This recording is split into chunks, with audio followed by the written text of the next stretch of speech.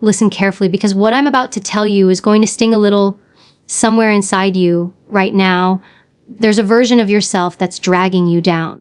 A version that hesitates, a version that negotiates, a version that talks you out of your greatness. And the scary part, you've gotten comfortable living with it. You've let it sit beside you, whispering excuses, convincing you that tomorrow is a plan and not a trap. But here's the truth most people will never say out loud. You will never rise while that weaker version of you survives. One of you has to die. And if you don't choose which one, life will choose for you. You know exactly who I'm talking about? The you who says you're tired before you've even tried. The you who waits for the perfect moment that never comes. The you who dreams big but acts small. You've seen glimpses of who you could be. Every now and then, that stronger version flickers like a spark trying to light a fire. But then comfort smothers it again. So today, I'm asking you something no one has asked you before. What if the only thing standing between the life you have and the life you want is a version of yourself that you've been too afraid to confront? What if the battle you're supposed to fight isn't with the world, but with the person staring back at you in the mirror? This isn't about motivation. This isn't about feeling good. This is about transformation. This is about choosing to step into a version of yourself that demands more, expects more, becomes more. You're not here by accident. You're here because some small part of you is tired of the excuses, tired of the fear, tired of carrying a version of yourself that was never meant to survive. And if you stay with me, if you really listen, you're going to learn how to kill that weak version once and for all. Not tomorrow, not someday, today. You've been taught your whole life to chase motivation, to wait for the perfect surge of energy, the perfect moment of inspiration, the perfect alignment of mood and mindset before you act. And that's exactly why most people never become the strongest version of themselves. They wait, they stall. They keep checking in with their feelings as if greatness requires permission from emotion. But the reality you need to accept, the truth the world rarely tells you, is that your feelings don't matter when it comes to discipline. Discipline isn't emotional. Discipline isn't romantic. Discipline isn't flashy or exciting. Discipline is showing up when every cell in your body is begging you not to. Imagine this for a moment. Every time your alarm rings, you negotiate. Every time an opportunity presents itself, you hesitate. Every time things get uncomfortable, you retreat. And every single one of those moments is a vote for the weak version of yourself to remain in control. Motivation may get you excited, but it will never make you consistent. Your feelings may give you momentum, but they will never make you unstoppable. That honor belongs to discipline alone. Discipline means you act regardless of how you feel. It means you show up when you're tired, when you're angry, when you're overwhelmed, when you're uninspired. It means you do the work even when the work is the last damn thing you want to do. Strong people, real strong people, don't rely on motivation. They rely on standards. They rely on identity. They rely on a non-negotiable internal code that doesn't shift just because the day isn't going well or because they're not in the mood. They don't wait for inspiration because they understand something crucial: your feelings follow your actions, not the other way around. People who depend on motivation ride emotional roller coasters. When they feel good, they do good. When they feel bad, they collapse. Their progress rises and falls with their moods. And because moods are unpredictable, so is their success. That's how the weak version of you operates, always waiting for energy, always searching for the right vibe, always drowning in excuses disguised as reasons. Discipline doesn't care about vibe. Discipline doesn't care about how you feel. Discipline only cares about what you do. Think about the great achievers you admire, not the ones who talk, but the ones who act. Do you think they wake up every day full of fire? Do you think they want to train when they're exhausted? Do you think they feel invincible every morning? Of course not. They're humans with fears, doubts, insecurities, and bad days like everyone else. The only difference is that they don't let those feelings dictate their actions. They move anyway. They push anyway. They execute anyway. Because discipline isn't about emotion. Discipline is about commitment. It's about choosing long-term growth over short-term comfort. Every day, you face a choice between the path of least resistance and the path of self-respect. Comfort will tell you to take it easy. Discipline will tell you to rise. Comfort will tell you there's always tomorrow. Discipline will remind you that tomorrow isn't promised. Comfort wants you to stay soft. Discipline wants you to become unbreakable. The weak version of you will do everything to convince you that your feelings are valid reasons to stop. I'm tired. I'm stressed. I don't feel inspired. I don't feel ready. But the truth is, those feelings aren't obstacles, they're tests. Every time you push through a moment of low energy, Every time you act without motivation, every time you override emotional resistance, you strengthen the neural pathways that reinforce discipline. You literally rewire your brain to choose strength over softness. This is why discipline is a superpower. It makes you reliable to yourself. And that is one of the greatest forms of self-respect, being able to trust that you will show up for you no matter what mood you're in. When you can rely on your own actions instead of your own emotions, you become unstoppable. You become dangerous. You become someone who doesn't need hype to perform, someone who doesn't need inspiration to grind, someone who doesn't need to feel good to do what needs to be done. Motivation is like a spark. It's bright, exciting, temporary. But discipline, that's a fire that never goes out because it doesn't depend on weather or wind. Discipline is slow, steady, and unshakable. And here's the part that most people miss. When you start acting with discipline, motivation begins to work for you instead of against you. Because once you take action, even when you don't feel like it, you build momentum. And momentum breeds motivation, not the other way around. So stop waiting for the mood. Stop waiting to feel ready. Stop waiting for the perfect moment, the perfect mindset, the perfect energy. Because while you wait, time moves, life moves, opportunity moves. And that weak version of you, the one that loves comfort, excuses, and emotional dependency, gets stronger every time you hesitate. You want to kill that weak version. Then stop letting your emotions run the show. Start doing things you don't want to do. Start saying yes to challenges and no to comfort. Start waking up early even when you're exhausted. Start training even when you're not in the mood. Start studying when your brain feels foggy. Start working when it feels hard. Because discipline is built in the moments when you do not want to act. The strongest version of you is not born from inspiration. It's built through repetition, through consistency, through the relentless decision to show up again and again and again. Even when it hurts. Even when you're tired. Even when you don't feel like it. Especially when you don't feel like it. Your feelings don't matter. Your commitment does. Your consistency does. Your ability to act despite emotion, that's what defines you. That's what separates the people who dream from the people who do. That's what kills the weak version of you and gives birth to the unshakeable, unstoppable, disciplined version waiting underneath. So the next time you're tempted to stop because you're not motivated, remember this: motivation is a gift. Discipline is a choice. And only one of them will change your life. Most people will go their entire lives without ever meeting the strongest version of themselves, not because it's impossible, not because they lack potential, but because they refuse to confront the truth about who they are right now. Radical self-honesty is not comfortable. It's not gentle. It's not soft. And it's not meant to make you feel good. Radical self-honesty is brutal. It forces you to look at the parts of yourself you've carefully avoided, the excuses, the procrastination, the insecurities, the fears, the laziness, the doubt. And yet, that confrontation is the single most important step you will ever take if you want to kill the weak version of yourself. Every person has two identities, the one they show the world and the one they hide from themselves. The second one is the real one. The weak version of you is not some external enemy. It's not society. It's not people doubting you. It's not circumstances. The weak version of you is the identity you maintain through avoidance and denial. It's the version that lies to you with a straight face. I'm doing my best. I'll start tomorrow. I'm not ready yet. It's not my fault. That voice inside your head is very gentle, very comforting, and very destructive. Radical self-honesty means you stop believing your own lies. You stop pretending. You stop sugarcoating. You stop hiding behind good enough. You stop acting like someone who has time to waste. Think about this. How many times have you told yourself you were going to change, but didn't? How many mornings have you said, tomorrow I'll start fresh? How many promises have you made to yourself that you quietly broke?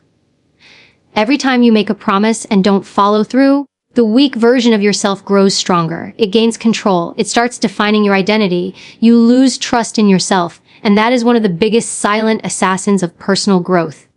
Most people avoid self-honesty because it threatens their comfort. Being honest means admitting you haven't been giving your all. It means acknowledging you're capable of more. It means confessing that you've allowed fear and convenience to dictate your decisions. And that kind of truth hurts. But pain is clarity. Pain is awareness. Pain is the doorway to transformation. Growth has never come from comfort. Comfort is where the weak version of you thrives. You can't change what you refuse to admit. If you keep telling yourself a polished story, if you keep pretending that your circumstances are to blame, that you're trying your best, that you're a victim of life, then nothing changes. Radical self-honesty is the moment you finally say, I'm the problem. Not in a self-destructive way, but in an empowering one. Because if you are the problem, then you can also be the solution. You cannot fix something you refuse to acknowledge. Think about the strongest people you admire. They weren't born disciplined, confident, or unstoppable. They became that way by mastering the art of brutal self-assessment. They looked at their weaknesses without flinching. They confronted their failures without excuses. They examined their choices with precision. They held themselves to a standard that felt uncomfortable. That is what separates the elite from the average, the willingness to face the truth. Ask yourself the hard questions. Where are you lying to yourself? Where are you avoiding responsibility? Where are you pretending to be powerless when you are not? Where are you playing small because it's easier than risking failure? These questions are knives, they cut. But they cut away the illusion. They cut away the ego. They cut away the lies that keep you weak. The moment you answer them with honesty is the moment you gain access to the strongest version of yourself. The weak version of you loves denial. It thrives in darkness. It thrives when you avoid mirrors. It thrives when you distract yourself with entertainment, social media, drama, and noise. It thrives when you refuse to stand still long enough to confront your behaviors. This version of you survives because it's familiar. Even though it limits you, even though it suffocates your potential, it feels safe. Change feels risky. Growth feels uncomfortable. So you cling to the weaker identity because it doesn't challenge you. But here's the truth. The weak version of you must be exposed before it can be eliminated. You cannot kill what you cannot see. And the only way to see it is through honesty. Not the kind of honesty you share with others, the kind you reserve for yourself alone, the kind that keeps you awake at night, the kind that stings your pride, the kind that forces you to admit you've been holding yourself back. Radical self-honesty asks you to stop protecting your weaknesses and start confronting them, to stop justifying your bad habits, to stop excusing your choices, to stop pretending that you're helpless. Instead, you acknowledge that your life is a direct reflection of your daily decisions. No one else is responsible for your standards. No one else is responsible for your discipline. No one else is responsible for your results. It's you. It has always been you. And that is not a burden. That is freedom. When you finally sit with yourself and face the truth, something powerful happens. You start to see the gap between who you are and who you could be. You feel the discomfort of that gap, and that discomfort becomes fuel. It becomes pressure. It becomes accountability. It becomes the force that pushes you to evolve. Self-honesty creates urgency because once you admit you're the one holding yourself back, you can't continue living the same way without feeling it deeply. And make no mistake, honesty without action is just awareness. Radical self-honesty is the beginning, not the end. It gives you the map, but you still need to walk the road. When you're truly honest with yourself, you stop pretending you don't know what to do. You've always known. You just haven't done it. You haven't committed. You haven't pushed. You haven't sacrificed. But honesty removes the fog. It strips away the illusions. It reveals the truth. You are capable of more than you're currently allowing. The weak version of you is terrified of this truth. Because once you see it clearly, once you recognize your part in your own limitations, you can no longer hide behind excuses. You can no longer blame life. You can no longer avoid responsibility. And that means the weak version starts losing power. It begins to die. Radical self-honesty is the first strike in the battle for your life. It's the moment you stop running from yourself and start running toward who you're meant to become. It's the moment you expose the weakness, confront it, challenge it, and prepare to destroy it. Only when you face the truth can you build a stronger identity, one based not on excuses or comfort, but on courage, integrity, and absolute responsibility. Honesty is not easy, but it is necessary because the weak version of yourself will never admit its own existence. You must reveal it. And once you reveal it, you gain the power to end it. Most people treat stress, fear, and discomfort like diseases, something to avoid, something to run from, something to escape as quickly as possible. They treat these experiences as signs that something is wrong, when in reality, they are signals that something important is happening. Stress, fear, and discomfort are not your enemies. They are the most powerful training tools you have. The weak version of you, the version that keeps you stagnant, is built on avoidance. It survives because you protect it from challenge. It thrives because you shield it from pressure. But the stronger version of you, the person you're trying to become, requires exposure, not protection. It grows only when you are willing to step into the very experiences you've spent years avoiding. Think about the moments in your life that changed you the most. They weren't the easy ones. They weren't the days where everything felt smooth, calm, predictable. Transformation happens in the moments when you are pushed, stretched, challenged, and even broken open a little. Growth has a price, and that price is discomfort. But somewhere along the way, society taught you the opposite. It taught you to keep things easy, stay safe, avoid risk, and protect your comfort at all costs. But comfort is a cage. It's a silent, padded prison that keeps you from ever meeting your full potential. Stress is not something to fear. Stress is resistance. Just like lifting weights in the gym, resistance is what forces your muscles to grow. Stress does the same thing to your mind. When you encounter stress, you're being given an opportunity to build resilience, to become stronger, to learn how to operate under pressure. Yet, most people crumble at the first sign of tension. They shut down. They complain. They search for the quickest way to escape the discomfort, rather than learning how to withstand it. But escaping discomfort is exactly what strengthens the weak version of you. It reinforces the identity that says, I can't handle this, or this is too much, or I'm overwhelmed. That identity becomes your reality. But imagine if, instead, you looked at stress like training. Imagine if every time you felt pressure, you recognized it as a weight being placed on you, not to crush you, but to build you. The people who thrive in life aren't those who avoid stress. They're the ones who have trained themselves to function under it. They don't panic. They don't collapse. They don't let fear take over. They breathe, they focus, they respond. Stress becomes a sharpening tool, not a weapon. Fear, too, is misunderstood. Fear is not a stop sign. Fear is information. It tells you where your limits are. It tells you where your insecurities hide. It points directly at the areas you need to grow. The weak version of you interprets fear as danger, as a sign to turn back. But the strong version of you sees fear as direction. Where fear exists, untapped potential exists. Fear is the border between who you are and who you could be. And the only way to cross that border is to face the fear, not flee from it. You can't eliminate fear entirely, and you shouldn't want to. Fear keeps you alert. Fear pushes you into action. Fear helps you evolve. The key is not to live without fear, but to live beyond it, to use it instead of obeying it, to turn it from a barrier into a compass. Every time you face fear and move through it, you discover a new layer of strength. Every time you avoid fear, you strengthen the part of you that doubts, hesitates, and retreats. Discomfort is the third training tool most people run from. Discomfort is the feeling you get when you're doing something new, something challenging, something that forces growth. Your body complains, your mind resists, your emotions tighten. But that sensation is the beginning of transformation. Discomfort is the sign that your current identity is being stretched. It's the feeling of your limits expanding, your skills developing, your mindset shifting. But what do most people do when discomfort shows up? They bail. They quit. They tell themselves, this isn't for me. They step back into the familiar, even if the familiar is destroying them. The weak version of you loves comfort. It feeds on the predictable, the easy, the effortless.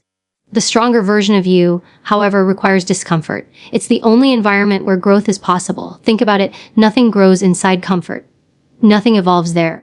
Comfort keeps you exactly where you are. Start thinking of stress, fear, and discomfort as your training partners. They are not symptoms of weakness. They are exercises for strength. Each time you push through stress, you build resilience. Each time you face fear, you build courage. Each time you choose discomfort, you build capability. These three elements shape the strongest individuals. They are the foundation of confidence, grit, and mental toughness. But here's the hard truth. You don't develop these traits by accident. You have to seek them out. You have to put yourself in situations that challenge you. You have to deliberately choose the path that stretches you instead of the one that soothes you. That might mean waking up earlier than you want to. It might mean having difficult conversations. It might mean taking risks, starting new disciplines, or walking away from habits that numb your potential. People who rely on comfort never learn who they truly are. They only know the version of themselves that exists in ease. But strength is revealed under pressure. Character is revealed under fear. Greatness is revealed under discomfort. If you want to kill the weak version of yourself, you must stop shielding it from challenge. You must expose it to stress. You must confront it with fear. You must push it into discomfort until it can't survive anymore. Every time you willingly step into a difficult situation, the weaker version of you loses ground. Every time you do something that scares you, the stronger version takes over. Every time you stay calm under stress, you become more capable. Growth is not born from comfort. Growth is born from friction.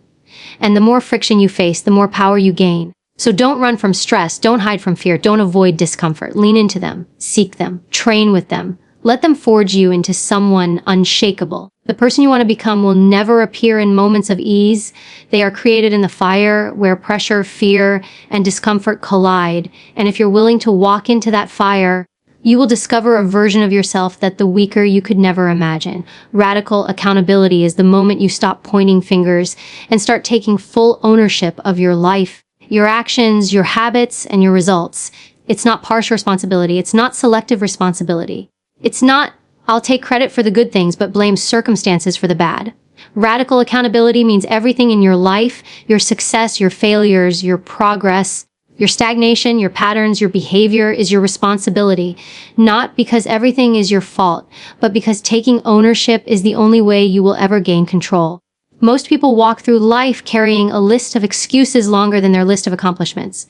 They blame their past, their upbringing, their environment, their schedule, their relationships, their stress, their job, their energy, their genetics, basically anything that allows the weak version of themselves to avoid taking action. That weak version of you feeds on excuses. It loves blame. It thrives when you outsource responsibility. Every time you say, I can't because, or I would, but you are surrendering control to something outside yourself. And the more you surrender, the weaker you become. Radical accountability flips the script. It forces you to look at your life and say, if something is not where I want it to be, I am the one who must change it. Not your partner, not your friends, not the economy, not your parents, not your manager. The moment you embrace this mindset, you reclaim power. Excuses feel comfortable, but they do nothing for you.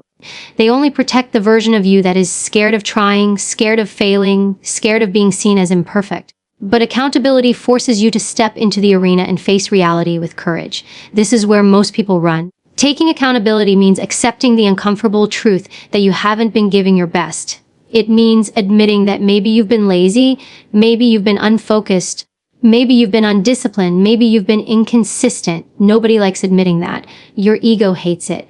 The weak version of you hates it. But that moment of honesty is where strength begins. Accountability is the gateway to improvement. You cannot fix what you refuse to claim. When you blame others, you delay growth. When you make excuses, you avoid responsibility. When you wait for the right time, you waste your life. Radical accountability removes all the illusions. It demands immediate ownership. No excuses, no blame, no waiting. You stop negotiating with your potential and start demanding more from yourself. Imagine two people given the same challenge. One says, this is hard. I'll try when things calm down. The other says, this is hard. Let me rise to the challenge. The difference isn't talent. It's accountability. The person who succeeds isn't always the smartest or strongest. They are simply the ones who refuse to delegate responsibility for their lives. They are the ones who look at adversity and say, this is mine to handle. When you adopt that mindset, you become unstoppable because nothing blindsides you, nothing breaks you, nothing owns you. Radical accountability also means you no longer wait for someone else to save you, push you, motivate you, or validate you. You stop expecting support to be the reason you move. You stop expecting permission to be the reason you begin. You stop believing that someone else has to show up before you do. If you want a better life, you take action without depending on anyone. You train yourself to become a self-starter, a self-driver, a self-motivator. That is where real strength comes from. The ability to hold yourself to a standard without needing applause or approval. When you take accountability, your standards rise. You stop letting yourself off the hook. You stop tolerating your own excuses. You stop settling for good enough. You start demanding excellence from yourself, even on the days you don't feel like it. Accountability becomes your inner compass. When you slip, you correct. When you fail, you learn. When you fall, you get up, not because someone told you to, but because that's who you choose to be. And here's the truth that separates the strong from the weak. Accountability requires humility. It requires admitting you're not perfect, admitting you've made mistakes, admitting you need to grow. Weak people avoid that truth because their ego can't handle imperfection. Strong people embrace it because they understand that awareness is power. Every mistake you claim becomes a lesson. Every failure you own becomes a stepping stone. Every weakness you admit becomes a target for improvement. Accountability transforms your flaws into fuel. Think about what happens when you stop blaming your circumstances. You immediately gain control over them. Think about what happens when you stop blaming people. You free yourself from emotional dependence. Think about what happens when you stop waiting for the right moment. You start living your life instead of postponing it. The world opens up for the person who stops waiting for it to change and instead chooses to change themselves. Radical accountability doesn't mean life will be easy. It means you will be stronger. It means that no matter what happens, setbacks, challenges, difficulties, you will continue to rise because you refuse to let excuses define you. When you take full responsibility for your life, you become impossible to break. Even when the world throws obstacles your way, you stand firm because you know your power doesn't come from external circumstances. It comes from the decisions you make. You grow when you accept ownership. You evolve when you accept responsibility. You transform when you stop hiding behind excuses and start facing your life head on. The weak version of you wants an escape. The strong version wants accountability. The weak version wants to blame. The strong version wants to build. The weak version wants comfort. The strong version wants growth. If you truly want to kill the weak version of yourself, you must first strip it of its greatest weapon, excuses. When there is no one left to blame, no story left to tell, and no reason left to hide, the weak version of you has nothing left to stand on. It collapses. And in that moment, the stronger version of you emerges, the one who owns their life fully and completely. That version is powerful. That version is unstoppable. And that version is waiting for you to choose accountability today, not tomorrow. No excuses, no blame, no waiting, just ownership, action, and transformation. Rebirth doesn't happen in a single moment. It's not a dramatic transformation where one day you wake up and suddenly everything is different. Rebirth is gradual, quiet, and built through the choices you make daily, especially the small ones no one sees. Becoming the strong version of yourself is not some mystical event. It's a result, a consequence. The natural outcome of repeatedly choosing discipline over comfort, action over excuses, and growth over stagnation. Rebirth happens when you look at your life and decide that the person you've been is no longer the person you are willing to be. Most people fantasize about transformation, but they don't commit to the daily behaviors that make transformation possible. They want the rewards of discipline without the consistency of discipline. They want the identity of strength without the habits of strength. They want the respect that comes with self-mastery, but not the grind required to earn it. That's why the weak version of you continues to survive. It thrives in your lack of consistency. It lives in the gap between your intention and your execution. It grows every time you say, I'll do it later, or one day I'll change. But the strong version of you, it grows in daily repetition. Rebirth begins with a decision, a firm, non-negotiable choice to raise your standards. Not temporarily, not when convenient, permanently. The moment you decide that the old habits, the old excuses, the old mindset are no longer acceptable, you ignite the process of becoming someone new. But that decision means nothing if you don't back it with execution. Identity doesn't change because you want it to. Identity changes because your actions force it to. Every day you are casting votes for the person you want to become. Each action is a ballot. Every time you wake up early, you cast a vote for discipline. Every time you push through discomfort, you cast a vote for resilience. Every time you stay committed to your goals when no one is watching, you cast a vote for integrity. And every time you break a promise to yourself, every time you give in to comfort, every time you procrastinate or give up, you cast a vote for the weaker version of you. Your identity is being built and shaped constantly by your actions, not your intentions. Daily execution is the foundation of rebirth because growth doesn't come from one grand gesture. It comes from compound effort. Small habits repeated consistently shape the architecture of your character. If you want to become the strong version of yourself, you can't rely on hyper motivation. You have to rely on structure, rituals, routines, systems. You need to design your days in a way that makes success inevitable and weakness inconvenient. When you commit to daily execution, you build momentum.